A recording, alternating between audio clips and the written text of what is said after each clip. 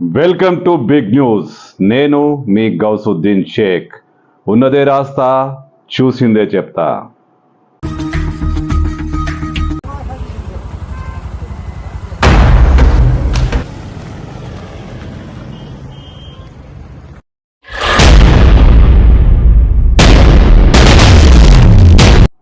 అఫ్జల్గంజ్లో కాల్పుల సంఘటన ఇంకా మదిలోంచి చెరిగిపోనేలేదు. ఆ జ్ఞాపకాలు ఇంకా పీడిపోనేలేదు. హైదరాబాద్లో మళ్ళీ కాల్పులు. హైదరాబాద్లో మళ్ళీ కాల్పుల కలకలం. ఈసారి మాదాపూర్ వంతు. మాదాపూర్లోని ప్రిజం బార్లో ఈసారి కాల్పులు జరిగాయి. అది కూడా ఏకంగా పోలీసులపైనే. ఈ బార్లో ఓ పాత నేరస్తుడిని, ఓ మోస్ట్ వాంటెడ్ క్రిమినల్ను పట్టుకునేందుకు పోలీసులు చేసిన ప్రయత్నం కాల్పులకు దారి తీసింది. అయితే కాల్పులు జరిపింది పోలీసులు కాదు. పోలీసులను చూసి పాత నేరస్తుడుగా భావిస్తున్న ఒక వ్యక్తి వాళ్లపై కాల్పులకు ఎగబడ్డాడు. 2 రౌండ్ల కాల్పులు కూడా జరిపేశాడు.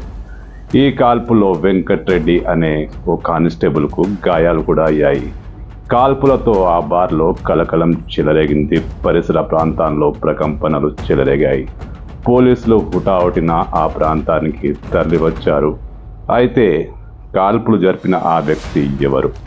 అతన్ని మోస్ట్ వాంటెడ్ క్రిమినల్గా భావిస్తున్నారు. అతను ప్రభాకర్ అన్నట.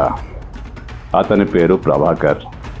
అతనే పోలీసులను చూసి, పోలీసులు బార్లో ఎంటర్ అవుతున్న సమయంలో పోలీసులు అతని కోసమే గాలిస్తున్నారట. పోలీసులను చూసి అతను వాళ్లపై కాల్పులు జరిపాయట. దీంతో మాదాపూర్ ప్రిజం బార్లో ఒక్కసారిగా కలకలం చెలరేగింది.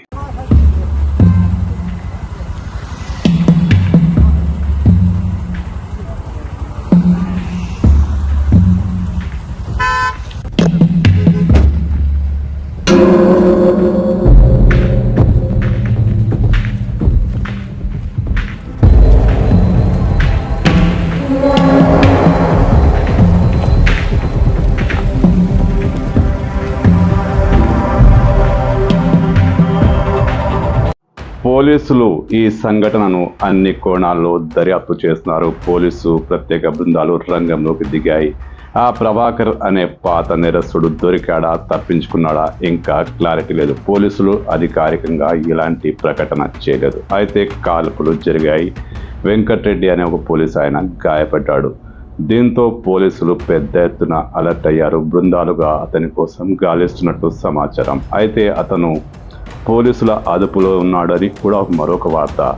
ఏది నిజమో తెలియదు కానీ పోలీసులు అధికారికంగా ఇలాంటి ప్రకటన చేయలేదు. అయితే ఈ సంఘటన అఫ్జల్గంజ్లో జరిగిన కాల్పుల సంఘటన తర్వాత వెనువెంటనే ఈ సంఘటన జరగడం హైదరాబాద్లో కలకలం రేపింది. హైదరాబాద్లో తుపాకుల సంస్కృతికి ఈ సంఘటన మరోసారి అద్దం పట్టిందని చెప్పొచ్చు.